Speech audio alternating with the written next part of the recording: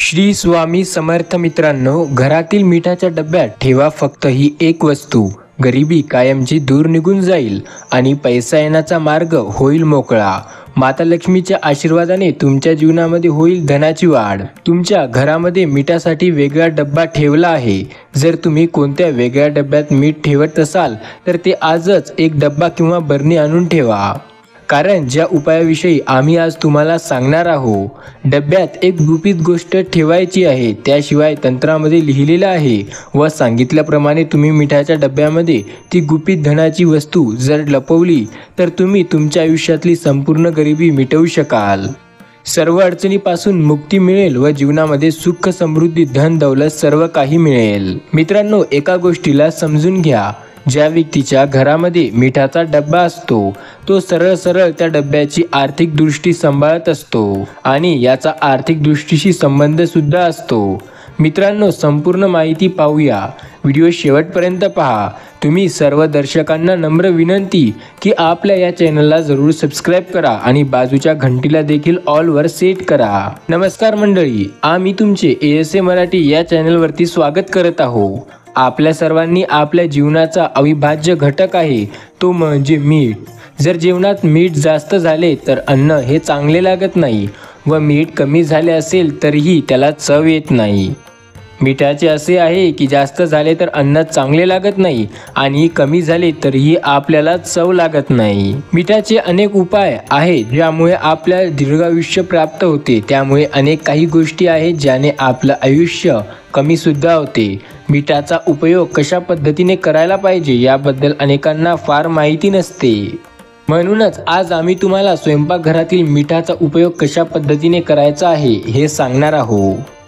आपल्या जीवनामध्ये अनेक संकटे, अडचणी येत असतात. ते संकट मिठाच्या सहाय्याने दूर करण्यासाठी काही महत्त्वाचे उपाय आज आपण जाणून घेणार आहोत. मिठाचे अनेक प्रकार आपल्याला पाहायला मिळतात. ते वेगवेगळ्या प्रकार म्हणजे काळं मीठ, सेंधड मीठ, समुद्री मीठ आणि सामान्य असे वेगवेगळे मिठाचे प्रकार आपल्याला पाहायला मिळत असतात. आणि हे मीठ आपल्याला सहज वेगवेगळ्या ठिकाणी उपलब्ध होऊ शकते.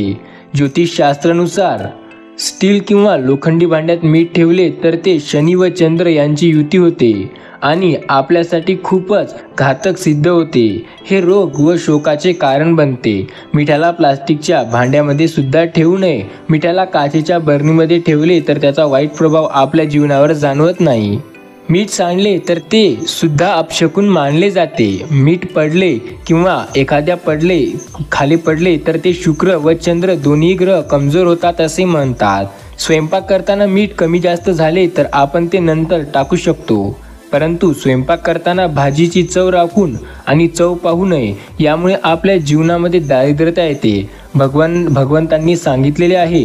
कारण भगवंतांना जेव्हा आपण नैवेद्य दाखवतो त्याआधीच जर ते आपण ग्रहण करून त्याची चव पाहिली तर ते उष्टे होते असं मानलं जातं. यामुळे चांगले संबंध खराब होतात. आजच्या या व्हिडिओमध्ये आपण मिठाचे असे काही उपयुक्त गुणधर्म, लाभ जाणून घेऊया जे असे आहेत जे तुमच्या जीवनामध्ये खूप मोठे चमत्कार करतील.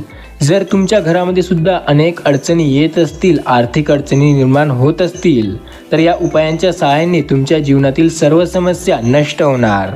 तर त्याआधी या व्हिडिओला एक लाईक करा आणि त्याचबरोबर आत्ता महालक्ष्मीच्या कृपादृष्टीने तुमच्या सर्व प्राप्त होणाऱ्या जे तुम्हाला धनप्राप्ती होणार आहे ते सर्व काही मिळेल. फक्त विश्वासाने एकदा कमेंटमध्ये जय महालक्ष्मी टाईप करा.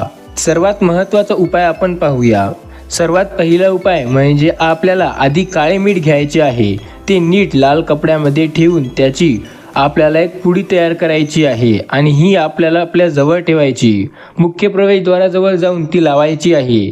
यामुळे तुमच्या घरामध्ये नकारात्मक ऊर्जा प्रवेश करत नाही. मिठाने सकारात्मक ऊर्जा जशी वाढते तशी नकारात्मक ऊर्जा दूर सुद्धा होते. काळ्या मिठाची पुडी जर तुमच्या तिजोरीत ठेवली तर यामुळे घरामध्ये पैशाची वाढ होईल व यामुळे तुमची तिजोरी नेहमी भरलेली असेल व माता लक्ष्मीची कृपा सुद्धा तुमच्या पैशावर सदैव राहील. हा उपाय केल्याने तुमच्या घरामध्ये नेहमी सुख, शांती वास्तव्य हे करेल. त्यानंतर दुसरा उपाय, आपल्याला एक काचेची बाटली घ्यायची आहे आणि त्यात काचेच्या बाटलीमध्ये आपल्याला मीठ भरायचं आहे आणि ही बाटली आपल्याला बाथरूममध्ये ठेवायची आहे. असे केल्याने बाथरूममधील नकारात्मक विचार निघून जाईल व बाथरूममधील जे जीवजंतू कीटक असतात त्यापासून सुद्धा तुमचे संरक्षण होईल. शास्त्रामध्ये सांगितले गेलेले आहे की मीठ व काच हे दोन्ही राहूचे कारण आहे. म्हणून जर आपल्या घरामध्ये एका कोपऱ्यामध्ये काचेच्या बाटलीमध्ये मीठ ठेवले असतील तर नकारात्मक ऊर्जा नष्ट होऊ शकते, सकारात्मक ऊर्जा याने तयार होते. स्टील भांड्यात मीठ ठेवले तर अशा वेळी चंद्र व शुक्र यांची युती होऊन त्याचे परिणाम तुम्हाला भयंकर पाहू शकतात. यामुळे तुमच्या जीवनामध्ये दुःख, अडचणी निर्माण होऊ शकतात. मीठ नेहमी काचेच्या बरणीत ठेवावे. घरामध्ये नेहमी पैसा खेचणारा हा उपाय आहे. असे वाटत असेल तर एकदा तुम्हाला काचेच्या बरणीमध्ये मीठ ठेवून थोडे वेळ त्याला तुम्ही ठेवून तर बघा, तुम्हाला नक्की त्याचा अनुभव जाणवेल. आणि हे मिठाचे भरलेले ग्लास किंवा जे आपण भरलेली बाटली आहे हे ठेवल्याने तुम्हाला काही दिवसातच याचा अनुभव सुद्धा यायला लागेल. त्याने आपल्या घरामध्ये पैसा नेहमी खेळता राहतो आणि यामुळे आपल्या आयुष्यात जे अडचणी, जे संकटे आहेत त्यांचा रस्ता मोकळा होता आणि अडचणी, संकटे दूर निघून जातात. बरोबर, जर तुमच्या बाथरूममध्ये कोणतीही नकारात्मक ऊर्जा असेल अशा वेळी आपल्याला बाथरूममध्ये समुद्री मीठ ठेवायचे आहे. यामुळे तुमच्या बाथरूममधील वास्तुदोष पूर्णपणे दूर होऊन जाईल. जर तुमच्या घरातील बाथरूममध्ये चुकीच्या दिशेला असेल तर तुम्हाला काहीच नाही करायचे. तुम्हाला उंबरठ्यातील लाल रंगाची जड आणायची आहे आणि त्याने रेषा काढायची. यामुळे समुद्र मिठाला सुद्धा शुद्ध केले जाऊ शकते आणि योग्य ते वास्तुदोष असतो तो राहतो आणि जो अयोग्य वास्तुदोष आहे तो निघून जातो. जर तुमच्या बालकाला नजर लागली असेल तर अशा वेळी चिमूटभर मीठ घेऊन त्याच्या अंगावरून ओवाळावे आणि हे मीठ वाहत्या पाण्यामध्ये सोडून द्यावे. जर आपल्याला व्यक्तिगत नजर लागली असेल तर अशा वेळी मूठभर मीठ, समुद्री मीठ घ्यायचं आहे, ते घेऊन आपल्या अंगावरून 3 वेळा फिरवायचे आणि त्यानंतर हे मीठ शौचालयामध्ये फेकून द्यायचे आहे. असे केल्याने आपल्याला जर कोणाची नजर लागली असेल तर ते लवकरात लवकर निघून जाते. वास्तुदोषाबद्दल पाहूया. अनेक वेळा वास्तुदोष दूर करण्यासाठी सुद्धा मिठाचा उपयोग केला जातो. असे काही उपायांनी आपण वास्तुदोष दूर करू शकतो. जर तुम्हाला तुमच्या वास्तूमध्ये नेहमी काहीतरी वेगळं वाटत असेल तर अशा वेळी दोन्ही हातामध्ये मीठ घ्या, उभे राहा आणि नंतर हे मीठ बेसिनमध्ये टाकून द्या. पाणीचे नळ चालू करून ते मीठ पूर्णपणे वाहू द्या. असे केल्याने आपल्या घरातील वास्तुदोष हा संपूर्णपणे नष्ट होऊन जातो. आपल्या घरातील वास्तुदोष दूर करण्याचे आणखीन सुद्धा काही उपाय आहेत. हा उपाय चला आपण आता जाणून घेऊया. ज्योतिषशास्त्रानुसार मीठ हे चंद्र, शुक्र आणि राहूचे प्रतीक मानले जाते. याचा वापर केल्याने घरातील नकारात्मक ऊर्जा संपते, गृहस्थिती सुधारते, आर्थिक स्थिती मजबूत होते. मीठ समुद्रातून मिळाले आणि लक्ष्मी ही समुद्र किनाऱ्यावरच कन्या अशी मानली जाते. त्यामुळे मिठाला लक्ष्मीचा भाऊ मानला जाते. लक्ष्मी देवी आपल्या घराकडे आकृष्ट व्हावी आणि आपल्या घराकडे आकर्षित व्हावी यासाठी वास्तुशास्त्रातील मिठाचे उपाय सांगितले जातात. ते उपाय काही असे आहेत. शनिवारी घराची साफसफाई मिठाच्या पानाने करावी. यासाठी फार नाही तर केवळ चमचाभर मीठ हे खूप आहे. मीठ पाण्यात टाकावे आणि त्या पाण्याने घराची जागा पुसावी.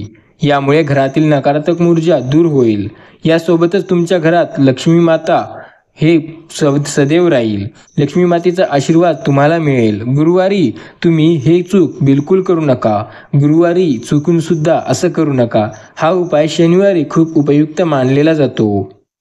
शनिवारी काचेच्या ग्लासमध्ये थोडे मीठ आणि पाणी टाकून नैऋत्य दिशेला ठेवावे. पाण्याची वाफ झाल्यास ग्लास पुन्हा पाण्याने भरावा. हा उपाय त्या दिवसचा पूर्ण दिवसभर करावा. असे मानले जाते की हा उपाय केल्याने व्यक्तीच्या घरात कधीही पैशाची कमतरता भासत नाही. शनिवारी करावेत असे काही उपाय.